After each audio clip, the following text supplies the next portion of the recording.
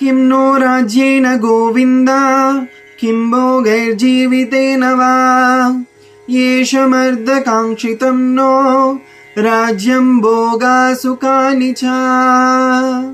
మరొకసారి మీకు భగవద్గీతలోకి ఆహ్వానం. ఈ శ్లోకం చెబుతోంది, ఓ కృష్ణ, నాకు విజయము, రాజ్యము, ఆనందాలు అవసరం లేదు.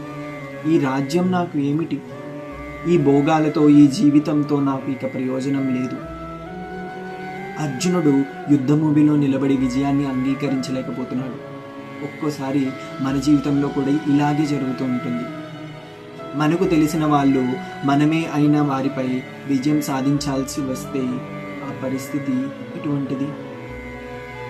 అర్జునుడు ప్రశ్నిస్తున్నాడు, ఇంత బాధను ఎదుర్కొని రాజ్యాన్ని గెలుచుకొని ఈ రాజ్యంలో ఎవరు ఉంటారు? నా బంధువులు లేని జీవితం ఎక్కడికి? ఇది అహంకారాన్ని అధిగమించేందుకు తొలి అడుగు. ఇక్కడ అర్జునుడి మనస్సులో అహంకారంతో కాక సానుభూతితో మరియు వాస్తవికమైన ప్రశ్నతో నిండిపోయింది. అతడు అనుభూతితో అంటున్నాడు, రాజ్యం మాత్రమే లక్ష్యమైతే ఇది ధర్మం కాదు. బంధాలను కాల్చేసి గెలిచే రాజ్యం శూన్యంగా ఉంటుంది. ఇది జ్ఞానానికి ముందు భావోద్వేగ భరితమైన సమయం. ఇక్కడ అర్జునుడు ఇంకా జ్ఞాన మార్గంలో ప్రవేశించనే లేదు, కానీ ఈ ద్వారానికి దగ్గరగా వెళ్తున్నాడు. ఇది ఓ యోధుని మాట కాదు, ఇది ప్రతి మనిషి లోపల జరుగుతున్న మౌనమైన ధర్మ సంభాషణ.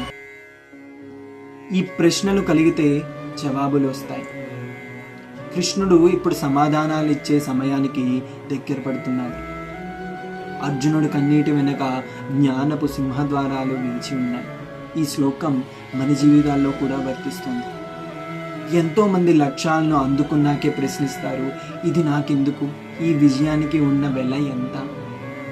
ఇది నిజమైన ఆధ్యాత్మిక చైతన్యానికి సంకేతం. జీవిత సాఫల్యానికి కాదు, జీవిత అర్థానికి అడుగు. ఇది ఓ యోధుని మాట కాదు, ప్రతి మనిషి లోపల జరుగుతున్న మౌనమైన ధర్మ సంభాషణ. ఈ ప్రశ్నలు కలిగితేనే జవాబులు వస్తాయి. కృష్ణుడు ఇప్పుడే సమాధానాలు ఇచ్చే సమయానికి దగ్గర పడుతున్నారు. అర్జునుడి కన్నీటి వెనక జ్ఞానం ద్వారాలు వేచి ఉన్నాయి. మరొక రోజు మరొక శ్లోకంతో మళ్ళీ